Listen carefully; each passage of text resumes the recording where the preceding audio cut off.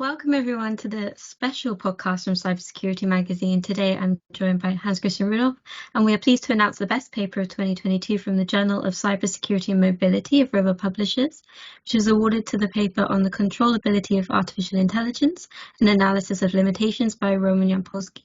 We are pleased to be joined by Roman to talk about the paper and the controllability of AI. Welcome, Roman. Congratulations on winning the best paper.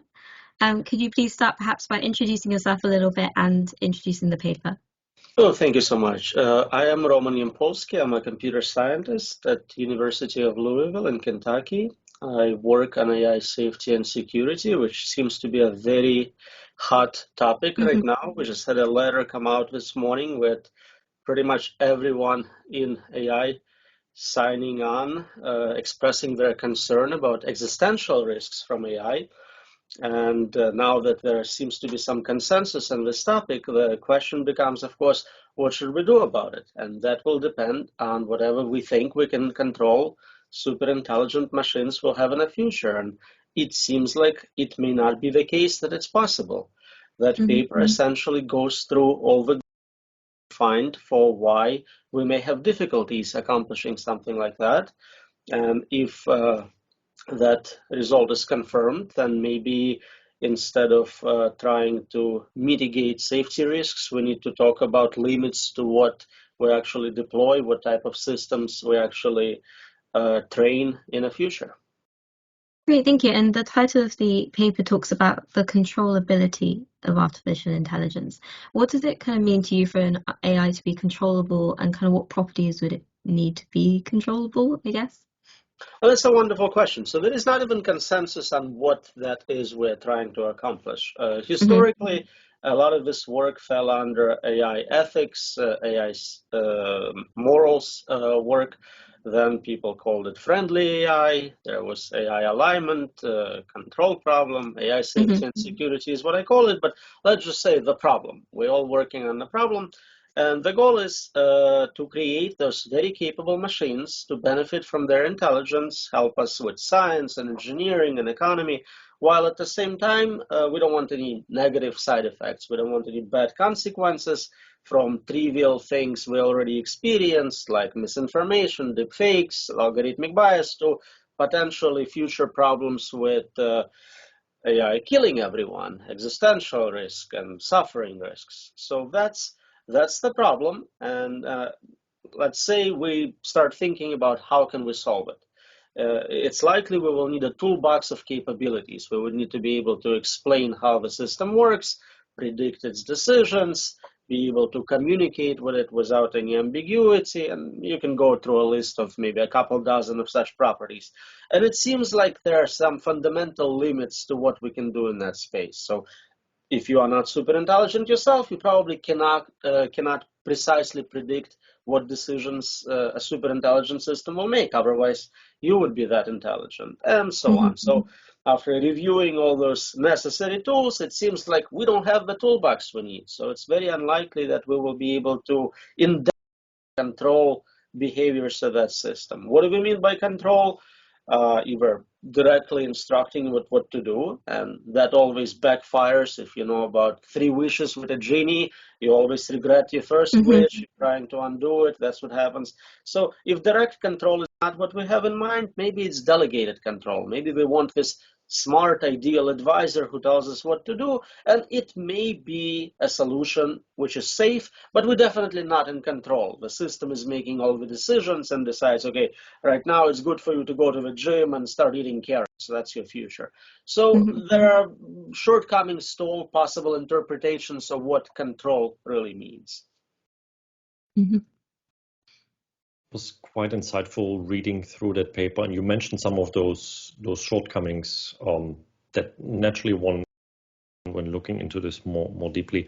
You say at the moment we don't really have the right tools. Can you take us and our listeners, on that journey, how you got to a conclusion that, okay, we will actually never have those tools, or it's very unlikely that we will get to those tools to eventually control that worst case scenario, as you call it, the super intelligent AI? So some of those tools come from other fields of research, economics, mathematics, political science, and they have their own impossibility results. They're proven, mathematically proven limits to what's possible. For example, in voting systems, we know that you cannot have a perfect voting system which ideally reflects desires of each voter. There are ways to game the system where either you're not getting your first preference or there is a way to take over the election process. So there are limits with aggregating our desires. There are mathematical limits on mathematical proofs in completeness results. There are limits in economics. But what I published a lot on is limits in AI safety work specifically. So one example is what we can accomplish in terms of trying to understand how large neural networks work, explaining them and comprehending those explanations. The problem there is that they're very large. We're talking about billions of nodes connected by really trillions of weights, which are adjusted constantly as the system learns and keeps learning after deployment. And the explanation, the real explanation, is the model itself. So if I give you the model, that's the true explanation for how decisions are made. It's not very surveyable by you. You cannot read through those weights and make any sense of it. It's too large, it's too complex. So the model itself is useless to you. You're not going to comprehend it. Then we have to simplify it. I can go and say, okay, give me top 10 reasons why this decision you made about giving me a loan, why was I denied? And it can simplify it. It can prune away a lot of weights and give you top 10 most important nodes contributing to that decision. And it will be an explanation, but it's a simplified explanation. It's kind of like explanation we give to children, then we don't feel like they're smart enough to understand the real explanation or don't want to waste their time. So they ask, where do babies come from? And we go, oh, I bought you at a store. That's the level. We were going to be lied to, or we're not smart enough to get the. That's one impossibility result in terms of explaining how the system works. And of course, we need to understand how it works to test it properly, to verify that it works in all cases we are concerned about. So that's one tool. But again, as I said, there are similar limits to predicting specific decisions. It's not enough to know what goal the system is trying to accomplish. In a game of chess, I know the system is trying to win the game. I don't know specific moves it's going to take. And again, communicating. We communicate with those chatbots in English. English is natural language, very ambiguous. We have misunderstandings. Usually not a big deal. We're smart enough to figure it out after a few exchanges. If it's an important order, we want to get it right the first time. There is no room for ambiguity.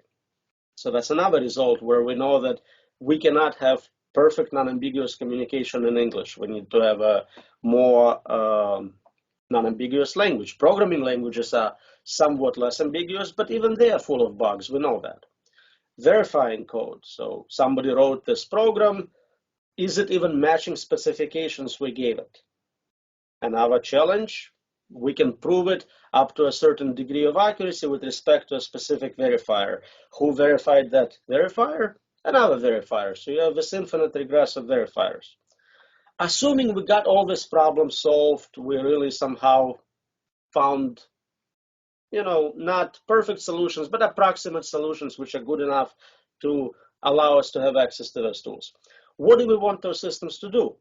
That's the value alignment problem. We need to align those superintelligent systems with values of humanity. Problem is, we don't agree on those values. We don't know what they really are. They keep changing. And a lot of times after we say we want something, we later realize that's not what I wanted at all. I'm miserable now. Let's undo those changes. So every step in this problem-solving approach is problematic.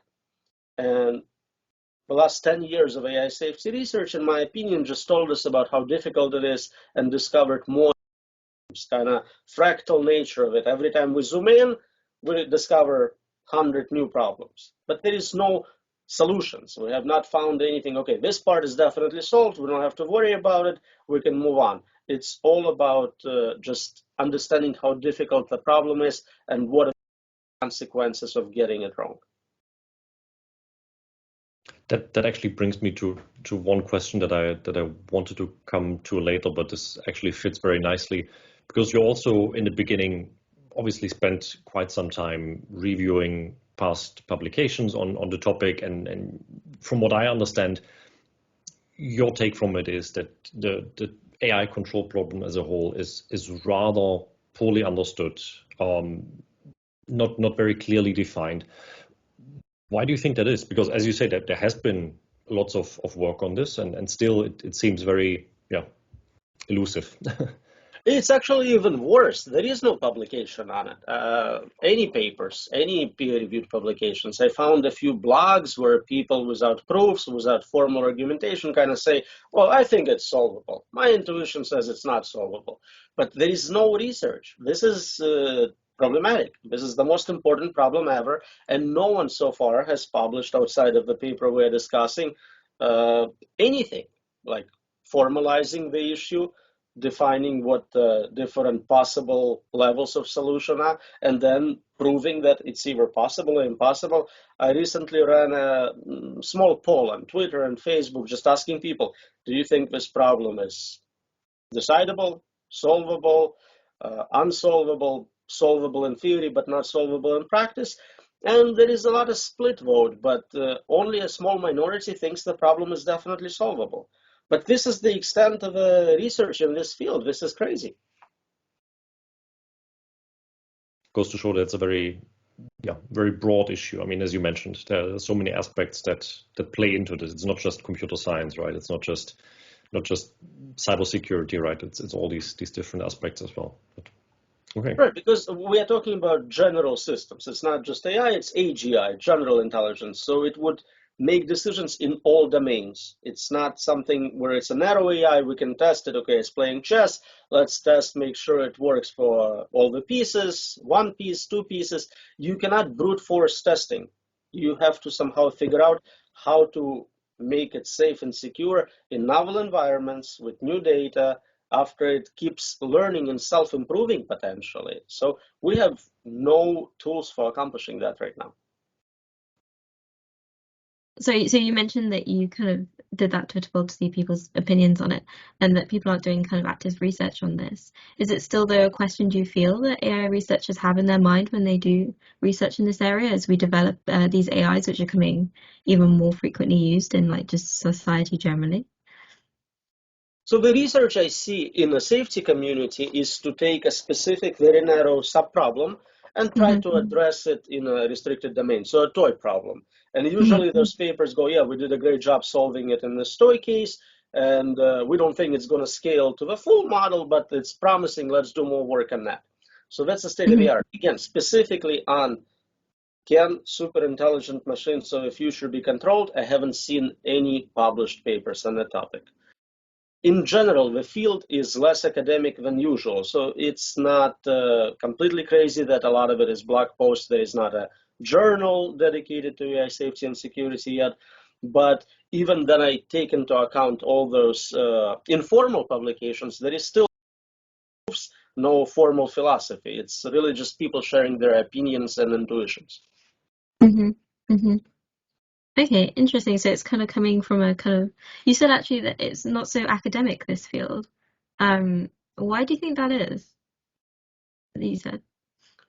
Well, for one, the most cutting edge work right now is done in industry. And a lot of those industry labs, they don't have any incentive to publish in conferences or journals. Their job is to make it go viral. So they put out a white paper, journalists publish on it, and they get more traction, more publicity for the company, and they can spin the narrative if there is no PR issues.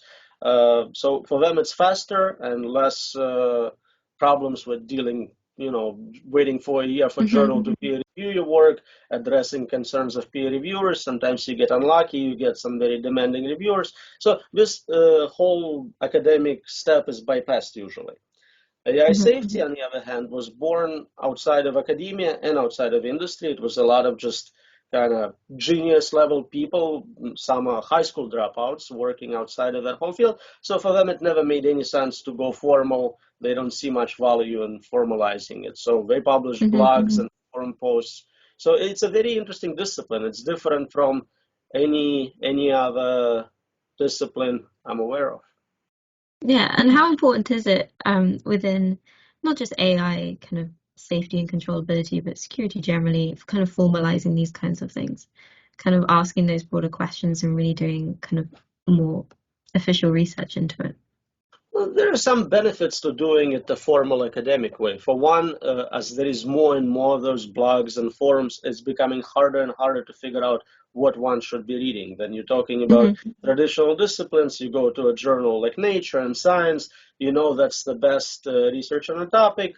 Everyone kind of agrees on what the state of the art is. Whereas here, it's quite possible I'm not even aware of what some of the great blog posts are because I never was exposed to them. And there is not an easy way to find that needle in a haystack of other blog posts. So that's part of the problem. Okay, thanks. And kind of bringing it back to the paper itself on controllability of AI itself. As you kind of mentioned in the paper, you kind of look at the worst case scenario, like recursively self-improving superintelligences, and the kind of difficulty with controllability of that. But when it comes to kind of those, like you said, those kind of more specific case AIs, like you're saying with the chess playing and stuff like that, is controllability of that still kind of impossible, do you see? No, for narrow systems, especially deterministic systems, we can definitely control their behavior because we know every possible outcome. There are only so many, even if it's a large number, so many chess positions. Simplify it even more, a game like tic-tac-toe. Yeah, you can brute force every possible decision the system will make. You know what every position represents, strength, you have complete explanation. So we definitely can solve problems with narrow AIs. And a lot of people are suggesting that maybe that's what we need, just tool AIs for different domains, but never training fully general systems. And that could be kind of trade-off where we retain control, we get the benefits of those systems working without all the negative side effects. Okay. So do you see kind of a point where you lose that controllability? Is there like a specific, I don't know, There is a system of trade-off. AI? The more general, the more independent and creative system becomes, the less control you have. So you need to find this equilibrium between who's in control and how capable the system is. You can give up all creativity, all independence, and tell it precisely what to do, and you are in control, but the system is limited in how useful it is to you. Or you can go the other way, the system is perfectly independent, it can do science, engineering, it's great, but you have no control over it. Yeah, I find it kind of interesting, this balance between controllability of AI and then kind of really seeing what the potential of AIs are and using them for essentially what we wanted to use them for in the first place. It is interesting because I guess a lot of your work actually is more like ethics and philosophy than perhaps like computer science and things like that. Right, so historically that was exactly that, and the idea was that we will distill human understanding of philosophy and ethics and just encode it into machines so they make the same ethical decisions as humans do. Of course, the problem is humans are not very ethical. We disagree on our ethics, especially you can see it across countries, across cultures. What is considered very noble in one society can get you killed in another. So that doesn't seem like a solution, and if you have this very powerful agent, think of like a dictator for life who's immortal, and you hard values in, maybe 100 years later, you regret that you encoded those things. Think 100 years ago, we had slavery in some places, we had, no rights for women and so on. So it's a problem where you need to have a adjustable dynamic solution. You cannot just hard code those things in, and we're not very good at updating those values as the process goes on. You don't want someone to do it on purpose where they do behavioral drift in the system, slowly moving its values in a malevolent direction. Yeah, and like you say, that means that you've got to maintain a certain amount of controllability to then change those parameters later on if needed, I guess. Right, so we want to stay in control, at least in a sense that if we don't like what's happening, we should be able to press undo button and take over and fix things. Okay, and perhaps we can bring it back to specifically cybersecurity and security a little bit. So, I mean, we've spoken about this in our magazine a lot, using AI within cybersecurity. For people thinking about this kind of thing, how relevant is this idea of controllability, like now? Like, how concerned should people be about it, and what can they do, really? So when I talk about AI safety and security, by safety I mean humans are safe from the AI as an agent. Mm-hmm. Then security is for AI as a system against hackers, against insider threat. No one should be able to take a perfectly friendly AI system and modify its values to where it becomes malevolent. So that's the Okay. security aspect. And of course, you can use those AI tools for finding zero-day exploits, for penetrating networks. All that is kind of standard cybersecurity approach. But here we specifically want to make sure that there are now backdoors in those machine learning systems. It's possible to train them where a certain keyword or phrase will set them off and change values, change how they make decisions, change classification it produces. So those things already exist as existing threats, and it's proven that they are both undetectable and cannot be removed. So it's quite frightening. A commonly released system could have those bugs which someone, let's say it's controlling election or something like that, and then one party has access to those backdoor keys. That would be a big cybersecurity issue, essentially, which, again, we don't have solutions for. No, definitely not.